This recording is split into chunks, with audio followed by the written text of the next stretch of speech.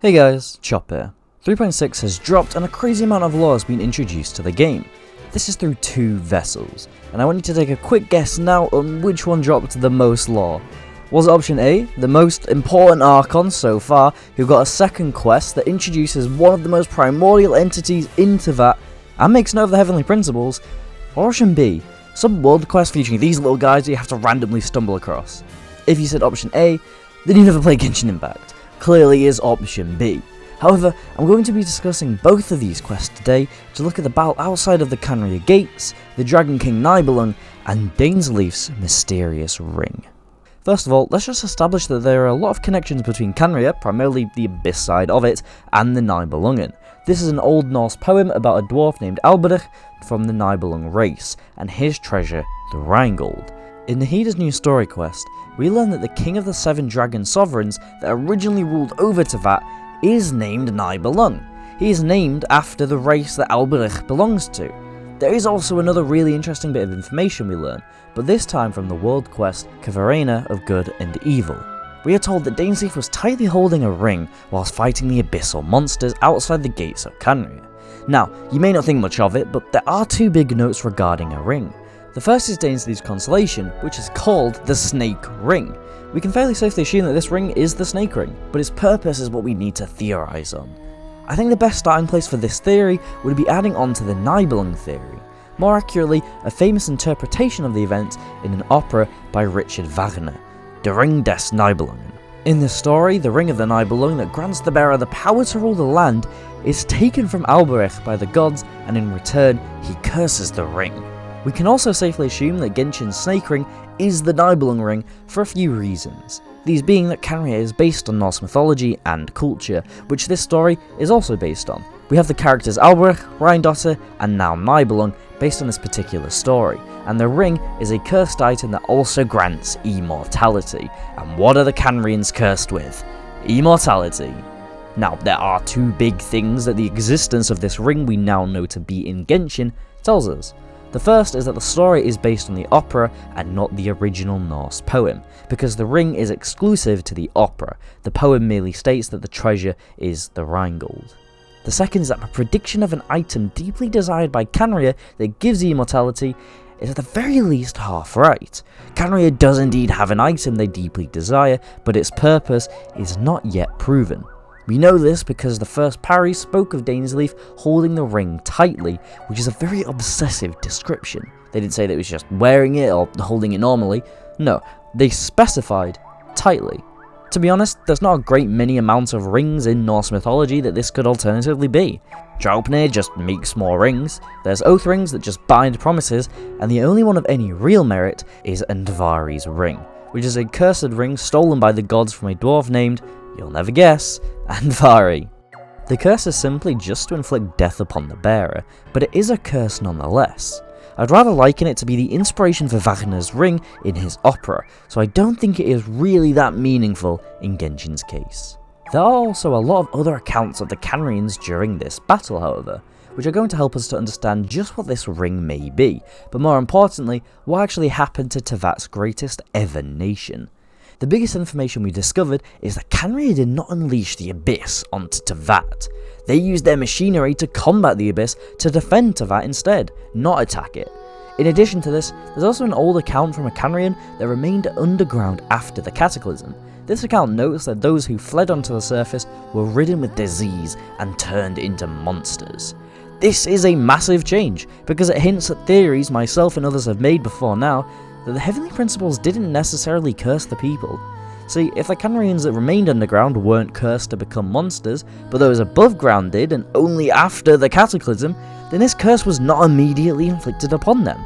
Also, the heavenly principles is not cited to be present during the battle, which means they became monsters without their, at least direct, involvement. I do applaud that this seems to be the route Hoyoverse is going with the curse, because in Norse mythology, the dwarves that live deep underground, like the Khaenri'ahs do, tend to be the ones to curse things. Alberich and Vari, other dwarfs that don't begin with A, I promise, they are the common curses of items that often they make actually. Quick side note, if you are interested in Norse mythology's few curses, then an easy way to get into this interesting topic is through Professor Jackson Crawford's channel. If you want to go deeper, then the same man has translated stories involving these, as well as the Eddas that I loved reading, of course, that are just unrelated to him. Okay, anyway, given those stories that the Hoyoverse takes their lore from, it is fair to assume that the Khaenri'ahs were the one to curse an item.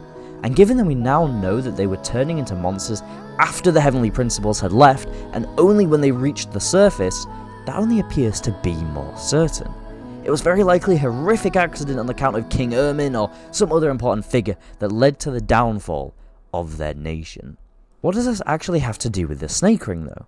Well, we know a little bit more about Dainsleif through these new accounts, which may give us a hint towards this. See, Zervan states that half of Dainsleif's body had become monstrous, and that Dainsleif told Zervan that he only survived because of a curse. So, when Dainsleif appeared on the surface outside of Khaenri'ah, he too began to become an abyssal monster, which we can now see as the right side of his body. However, something stopped him from going all the way. It can't be anything like his blood, position, any events that transpired previously, because then he wouldn't have begun to transform at all. And so it must be that something occurred to stop the process. Now, you may think it could be the Abyss sibling, who we know met up with Dainsleif around this time, and who may be able to purify the Abyss in some way similar to us. However, the issue with that idea would be that Dainsleif met Zervan before leaving with the sibling, and the monstification process had already halted by the time the first parry stumbled upon him. The only note on him left then is the ring that he was tightly holding. The Snake Ring stops the monstification of him entirely, but perhaps at a cost. I do also believe that the serpent in the Gnostic Chorus cutscene, which is seen cursing or poisoning the Genesis Pearl, could be connected to this ring. The serpent is seen coiling around the pearl like a ring, and in potentially cursing it, contains similar imagery to what we can imagine Dainsleif's Snake Ring is. And no, we're not done there, because let's just go back to the start of this theory where I mentioned Nibelung being the Dragon King. Genshin likes to keep their naming schemes relatively in one place. If you're from Mondstadt, you probably have a Germanic name. From Inazuma, your name originates from Japan. Even the mini origins, such as the recent Khvarena quest, having a million words and names that originate from Zoroastrian roots. And as such, it only seems fit that the Nordic names belong to Khaenri'ah. Nibelung, being of Nordic origin, should therefore have some connection to this long-lost nation. But what could it be? The 7 sovereign dragons will all belong to their respective elemental nation, such as the Dendro dragon Apep belonged to Sumeru. So, Nibelung must not be from the 7 nations. Nibelung must belong to Khaenri'ah. Unfortunately though, he died long before those people existed, until he came back. Nibelung was defeated by the Primordial One and later revived, but where are they? They still want to attack them. It's also interesting to note that he used the power of forbidden knowledge to do so. Power from beyond this world, just like the power of the Abyss. And who else do we know that is way stronger than any god could ever dream to be, uses power from beyond this world, was likely defeated by the Primordial One but unable to be killed, goes by the pronoun he, and featured in the same quest as the main character in Wagner's Nibelung opera, Alberich. That's right, the Sinner. Nibelung was defeated, but was revived and came back in a very weakened state, the state we see him in Khaenri'ah. Just like in the myth where Alberich is a dwarf of Nibelung, in Genshin, Alberich is a follower of Nibelung. Now, I know I've said previously that the second who came is the Sinner, so it may seem that I'm just covering myself with 2 possibilities, but it doesn't mean that both can't be true. See, if the second who came was defeated and cast down into the Abyss because they couldn't be killed, then there's no reason it can't also be Nibelung, who was also defeated by the same entity, only to be presumably in the Abyss as well, which his name suggests, because he can't die. Nibelung could also be considered a descender, given the forbidden knowledge he possesses. Perhaps he's from outside of fake Teyvat borders, and is instead deep underground in the Abyss, which then makes him an outsider to Teyvat. Now, Nibelung doesn't necessarily have to be the Sinner, it's just a cool connection that could have some more evidence in the future, but the connections about him helping the Khaenri'ahs through forbidden knowledge I do think is very real and reliable. I mean, think about it, Nibelung has to be somewhere, and with a Nordic name, the Abyss makes the most sense. Khaenri'ah started to use forbidden knowledge and abyssal powers to develop their nation even stronger and quicker, which could perhaps be thanks to Nibelung. Hell, I mean, if anyone we know in lore right now was to be the serpent in the Gnostic Chorus the Dainsleif's ring is very possibly related to, then it would be Nibelung. We've constantly heard of the abyss powers and forbidden knowledge, but only Apep has mentioned any power of darkness, which is the power that Nibelung uses. This power of darkness is only ever mentioned otherwise in the Gnostic chorus as the serpent deceiving the first heir to become the literal queen of the kingdom of darkness. So his snake ring could very literally be the ring of Nibelung, the Dragon King. Okay, so establishing that the ring Dainsleif had in this battle was indeed both the snake ring and the ring of Nibelung, we need to work out what it actually does, other than apparently preventing the bearer from becoming a monster, of course. Well, Richard Wagner's version of the ring narrates it to be capable of letting anyone who has the ring rule the land, but at the curse of inspiring envy in everyone who doesn't have it if it leaves Alberic. Now, you may believe that Khaenri'ah has no intentions of ruling the land, but let's look at two pieces of evidence that may give the contrary. Firstly, the field tillers are weapons of war. Dainsleif says this about their purpose of their creation. The land is not to be tilled with farming tools, but rather is to be fought for with steel and blood. This is how the field tiller came about. This quite literally states Khaenri'ah's intention to fight for land with their weapons and soldiers. Additionally, the Heavenly Principles opens the game by demanding that the arrogation of mankind ends now. Arrogation is just a fancy word for the concept of taking something that you have no right to, so stealing, for example. This comment is made just after the Cataclysm, when the siblings are trying to leave Teyvat, so it's fair to assume that the arrogation comes from the Khaenri'ahs. But what did they take that doesn't belong to them? It could be referring to forbidden knowledge, the snake ring, or perhaps just generally land, like they've hinted at already. That's not to say I think Khaenri'ah was intending to go to war with the nations of Teyvat, but to take land from Celestia. This is the arrogation of mankind, defeating Celestia. That was Khaenri'ah's intentions.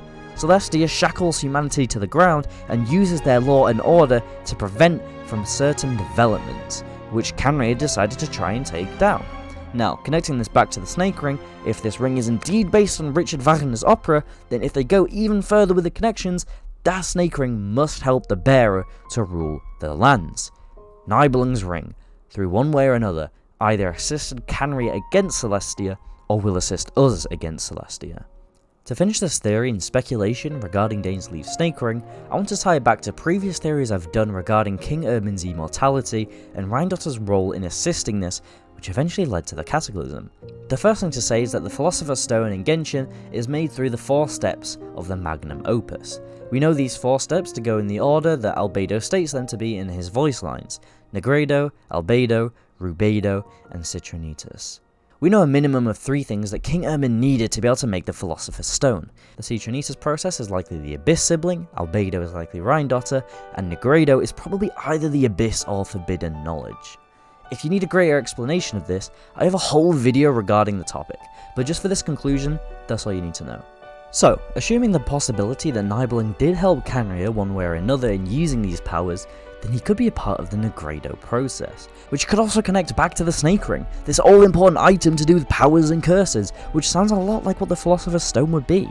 The power of immortality, and probably cursed by someone or just naturally cursed by his imperfection.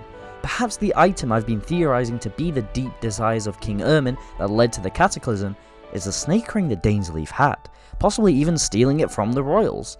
Zervan's comment about him tightly holding it does seem obsessive, so perhaps part of the curse, other than what we've seen from Khaenri'ah's curses so far, is the envious fits from everyone else and jealous rage by the bearer that Richard Wagner's ring features. Thus, perhaps King Irmin was filled with jealousy, scared that Celestia would take the ring from him and remove his immortality. He sent Khaenri'ah to attack them, Dainsleif found out about the ring, took it, and boom, King Irmin is no longer immortal, and suddenly, gravely ill. Out of commission, perhaps.